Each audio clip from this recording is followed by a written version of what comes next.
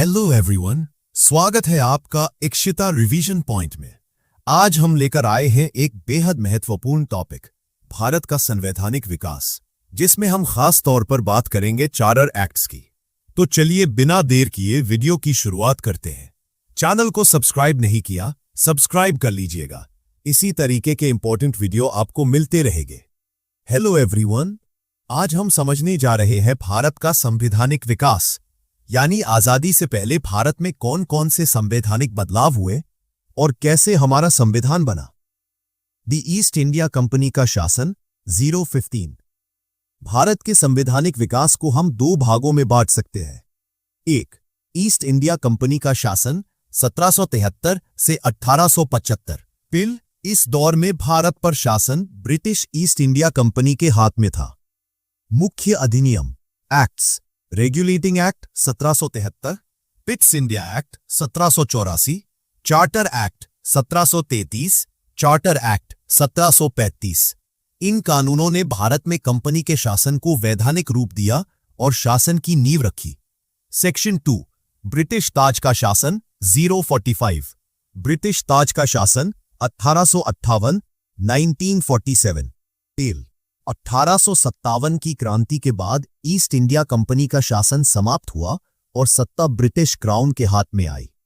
Government of India act 1858, भारतीय परिषद अधिनियम 1861, 1890, 1949, government of India act 1933, regulating act 1773, Bharat में ब्रिटिश शासन का पहला कानूनी आधार। यह एक्ट प्रतियोगी परीक्षाओं में अक्सर पूछा जाता है। अब हम लोग समझते हैं कि रेगुलेटिंग एक्ट 1773 क्यों इतना महत्वपूर्ण है। आइए इसके प्रमुख बिंदुओं को एक एक करके देखें। पब गवर्नर ऑफ बंगाल बना गवर्नर जनरल ऑफ बंगाल। इस एक्ट के तहत बंगाल के गवर्नर को अब गवर्नर जनरल ऑफ बंगाल कहा जाने लगा। पहला गवर्नर जनरल था लॉर्ड वॉरेन हेस्टिंग्स। 2, मद्रास और बंबई के गवर्नर गवर्नर जनरल के अधीन अब मद्रास और बंबई प्रेसिडेंसी के governor governor general of Bengal के अधीन कर दिए गए। इससे भारत में ब्रिटिश शासन का केंद्रीकरण शुरू हुआ। 3, कंपनी के प्रशासनिक और राजनीतिक कार्यों को मान्यता। पहली बार ईस्ट इंडिया कंपनी के प्रशासनिक और राजनीतिक कार्यों को ब्रिटिश संसद द्वारा मान्यता दी गई। 4, भारत में केंद्रीय प्रशासन की नींव रखी गई। यही वह एक्ट था जिससे भारत में केंद्रीय शासन प्रणाली की शुरुआत हुई। 5, कलकत्ता में सुप्रीम कोर्ट की स्थापना 1774। 1774 में सर्वोच्च न्यायालय सुप्रीम कोर्ट की स्थापना हुई। इसमें एक मुख्य न्यायाधीश और 3 अन्य न्यायाधीश जज नियुक्त किए गए। निजी व्यापार, उपहार और रिश्वत पर प्रतिबंध। इस एक्ट के तहत कंपनी के अधिकारियों को निजी व्यापार, उपहार लेने और रिश्वत लेने से मना किया गया। निष्कर्ष अब यह निकालता है। रेगुलेटिंग एक्ट 1773 ब्रिटिश सरकार द्वारा भारत में नियंत्रण स्थापित करने की पहली कानूनी कोशिश थी। यह एक्ट भारत में ब्रिटिश प्रशासन की आधारशिला माना जाता है। एक्ट ऑफ सेटलमेंट 1781, बंगाल का न्यायिक अधिनियम। इसे ही बंगाल जुडिकेचर एक्ट भी कहा जाता है। अब हम लोग समझते हैं एक्ट ऑफ सेटलमेंट 1781 के बारे में। यह एक्ट रेगुलेटिंग एक्ट 1773 में आई समस्याओं और अस्पष्टताओं को सुधारने के लिए लाया गया था। इसी कारण इसे संशोधित अधिनियम अमेंडिंग एक्ट भी कहा जाता है। मुख्य नाम इस प्रकार से है। ऊपर बंगाल जुडिकेचर एक्ट संशोधन अधिनियम amending act to regulating act. मुख्य बिंदु की पॉइंट्स कुछ इस प्रकार से है। कानून बनाने का अधिकार। कलकत्ता सरकार को बंगाल, बिहार और उड़ीसा के लिए विधि लॉ बनाने का अधिकार दिया गया। यह प्रावधान शासन को और अधिक स्पष्ट तथा संगठित बनाने के लिए था। 2, राजस्व मंडलों रेवेन्यू बोर्ड्स की स्थापना। इस एक्ट के तहत राजस्व से संबंधित प्रशासन को व्यवस्थित करने के लिए राजस्व मंडलों रेवेन्यू बोर्ड्स की स्थापना की गई। पिट्स इंडिया एक्ट 1784 भारत पर ब्रिटिश सरकार का प्रत्यक्ष नियंत्रण। ये अधिनियम ब्रिटिश संसद द्वारा भारत में ईस्ट इंडिया कंपनी के प्रशासन को और अधिक नियंत्रित एवं जवाबदेह बनाने के लिए बनाया गया था। रेगुलेटिंग एक्ट 1773 के बाद यह दूसरा बड़ा प्रयास था जिससे भारत में ब्रिटिश शासन को और सुदृढ़ किया गया। भारत पिट्स इंडिया एक्ट 1784 के प्रमुख बिंदु। भारत में दोहरी नियंत्रण प्रणाली, dual system of control. Bharat के मामलों के लिए अब शासन दो भागों में बंट गया। ब्रिटिश सरकार, क्राउन, ईस्ट इंडिया कंपनी। यह व्यवस्था डबल गवर्नमेंट के नाम से जानी जाती है। इसमें राजनीतिक कार्य अलग और व्यापारिक कार्य अलग कर दिए गए। बोर्ड ऑफ कंट्रोल की स्थापना ब्रिटिश सरकार द्वारा एक नया निकाय बनाया गया जिसे कहा गया बोर्ड ऑफ कंट्रोल। इसमें 6 सदस्य होते थे जो भारत की राजनीतिक और प्रशासनिक नीतियों पर नियंत्रण रखते थे। इसमें राजनीतिक मामलों के लिए बोर्ड ऑफ कंट्रोल बनाया गया और व्यापारिक मामलों के लिए बोर्ड ऑफ डायरेक्टर बनाया गया। 3. कंपनी का कार्य, व्यापार और राजस्व। ईस्ट इंडिया कंपनी को अब केवल व्यापार और राजस्व वसूली तक सीमित कर दिया गया था, जबकि राजनीतिक नियंत्रण अब ब्रिटिश सरकार के पास चला गया। 4. कंपनी को अब ब्रिटिश सरकार के निर्देश मानने होंगे। अब कंपनी स्वतंत्र नहीं रह गई थी, उसे ब्रिटिश सरकार द्वारा बनाए गए कानूनों और आदेशों का पालन करना अनिवार्य था। 5. भारत के मामलों पर संसद की निगरानी बढ़ी। ब्रिटिश संसद ने भारत में शासन और प्रशासन पर अपनी सीधी पकड़ मजबूत की। निष्कर्ष यह निकालता है कि पिट्स इंडिया एक्ट 1768 ने ब्रिटिश सरकार को भारत के प्रशासन पर सीधा नियंत्रण दिया और ईस्ट इंडिया कंपनी को जवाबदेह बना दिया। यह एक्ट भारत में केंद्रीय सत्ता और नियंत्रण को और मजबूती प्रदान करता है। चार्टर एक्ट 1793 कंपनी के व्यापार को बढ़ाने वाला अधिनियम। Charter act 1793 east India company के शासन को जारी रखने और उसे कुछ विशेष अधिकार देने के उद्देश्य से लाया गया था। मुख्य बिंदु, की पॉइंट्स। 1. कंपनी के व्यापार की अवधि 20 वर्षों तक बढ़ाई गई। इस एक्ट के तहत ईस्ट इंडिया कंपनी के व्यापारिक अधिकारों को 20 वर्षों के लिए और बढ़ा दिया गया, यानी कंपनी को भारत में व्यापार जारी रखने की अनुमति 1813 तक दी गई। 2. भारतीय राजस्व से नियंत्रण बोर्ड के सदस्यों और कर्मचारियों को वेतन, राजस्व नियंत्रण बोर्ड, बोर्ड ऑफ रेवेन्यू के सदस्यों और कर्मचारियों को अब भारतीय राजस्व से वेतन देने का प्रावधान किया गया। निष्कर्ष बस यही निकलते हैं कि चार्टर एक्ट 1793 मुख्यतः 2 बातों के लिए महत्वपूर्ण है।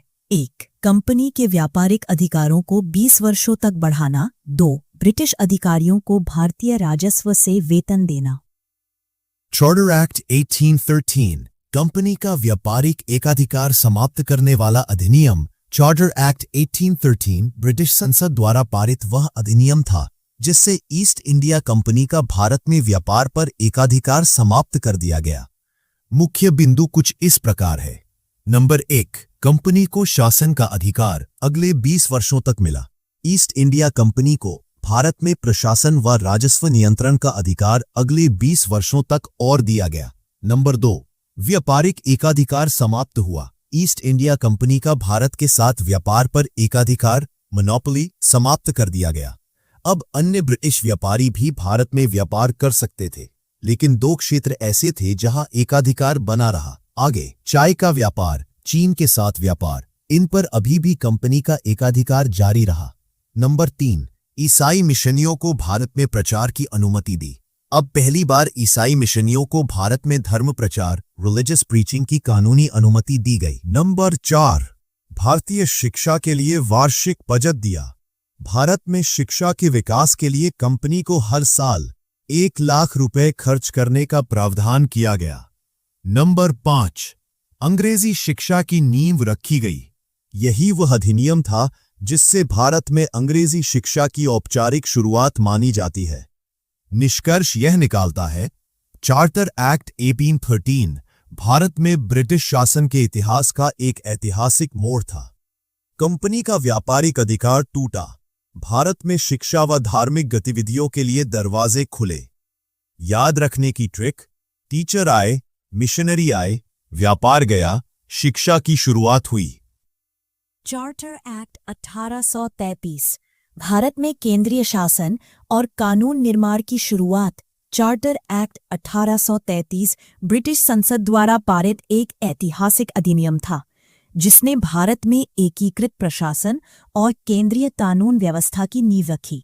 यह अधिनियम गवर्नर जनरल ऑफ बंगाल को पूरे भारत का गवर्नर जनरल ऑफ इंडिया बना देता है।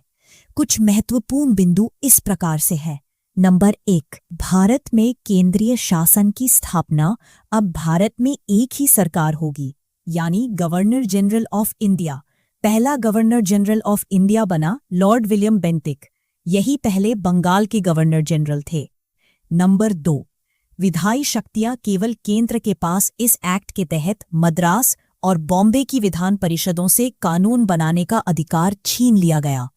अब सभी कानून केवल केंद्रीय सरकार द्वारा बनाए जाएंगे। नंबर 3, लॉ कमीशन की स्थापना। भारत में कानूनों की एक रूपता के लिए पहली बार लॉ कमीशन गठित किया गया। पहले लॉ कमीशन के अध्यक्ष थे लॉर्ड मैकॉले। नंबर 4, कंपनी के व्यापारिक कार्य समाप्त। ईस्ट इंडिया कंपनी को अब केवल प्रशासनिक संस्था बना दिया गया। अब कंपनी को व्यापार करने की अनुमति नहीं थी। नंबर 5, भारतीयों को नौकरियों में समान अवसर का सिद्धांत। यह अधिनियम कहता है कि भारतवासियों को भी सरकारी नौकरियों में अवसर मिलना चाहिए, हालांकि इसे व्यवहार में लागू नहीं किया गया। नंबर 6, दास प्रथा अवैध घोषित की गई और साथ ही गवर्नर जनरल को संपूर्ण देश का एक ही बजट तैयार करने का अधिकार मिला। निष्कर्ष यह निकालता है, चार्टर एक्ट 1833 ने भारत में केंद्रीय शासन, एकीकृत कानून व्यवस्था और कंपनी के व्यापारिक युग के अंत की शुरुआत की। याद रखने की trick, governor general of India law making, केवल एक लॉ कमीशन, व्यापार बंद। चार्टर एक्ट 1853 भारत में सिविल सेवा परीक्षा की शुरुआत का अधिनियम। चार्टर एक्ट 1853 ब्रिटिश संसद द्वारा पारित वह अंतिम चार्टर अधिनियम था जिसने ईस्ट इंडिया कंपनी की शक्तियों को पूरी तरह सीमित कर दिया और भारत में प्रशासनिक सुधार की नींव रखी। इसके महत्वपूर्ण बिंदु इस प्रकार है। नंबर 1, कंपनी का शासन बिना समय सीमा के बढ़ाया गया। इस बार कंपनी को भारत में शासन करने की अनुमति तो मिली, लेकिन पहली बार किसी निश्चित समय 20 साल आदि का उल्लेख नहीं किया गया। इसका मतलब था कि अब ब्रिटिश सरकार जब चाहे कंपनी से सत्ता वापस ले सकती थी। नंबर 2, भारत में सिविल सेवा परीक्षा की शुरुआत। अब ईस्ट इंडिया कंपनी के प्रशासन में भर्ती के लिए प्रतियोगी परीक्षा, कॉम्पिटिटिव एग्जाम शुरू की गई। पहले केवल अंग्रेजों को ही मौका मिलता था, अब भारतीयों को भी अवसर मिल सका। नंबर 3, केंद्रीय विधान परिषद का विस्तार। गवर्नर जनरल की परिषद को विधायी और कार्यपालिका कार्यों में बांटा गया। परिषद में 6 नए गैर आधिकारिक सदस्य जोड़े गए, जिन्हें अब मिनी संसद जैसा माना जाता है। नंबर 4, प्रांतों को विधायी शक्तियां वापस नहीं मिली। चार्टर एक्ट 1833 में छीनी गई विधान शक्तियां अब भी मद्रास और बॉम्बे को वापस नहीं दी गई। नंबर 5, अलग अलग कानूनों के लिए अलग पोर्टफोलियो, डिपार्टमेंट्स। अब गवर्नर जनरल की कार्यकारी परिषद में विभिन्न विभागों, डिपार्टमेंट्स जैसे कानून, वित्त आदि को अलग अलग पोर्टफोलियो के रूप में बांटा गया। निष्कर्ष यह निकालता है कि चार्टर एक्ट 1853 में भारत में पहली बार विधान परिषद की स्थापना हुई। पहली बार विधायी कार्य व प्रशासनिक कार्य अलग अलग हुए। प्रतियोगी परीक्षा की शुरुआत हुई। 1854 में मैकाले समिति की नियुक्ति हुई। सिविल सेवा परीक्षा की शुरुआत की। कंपनी के शासन को अस्थायी रूप से रखा और केंद्रीय विधायिका को और अधिक शक्तिशाली बनाया। याद रखने की ट्रिक, परीक्षा चालू, समय सीमा बंद, परिषद बड़ी, विभाग अलग। अगर आपको यह वीडियो पसंद आया हो तो इसे लाइक और शेयर जरूर करें और चैनल को सब्सक्राइब करना ना भूलें। इसका पार्ट 2 जल्द ही आएगा, जिसमें हम ये चैप्टर पूरा कवर कर लेंगे। थैंक यू आप सभी का वीडियो देखने का।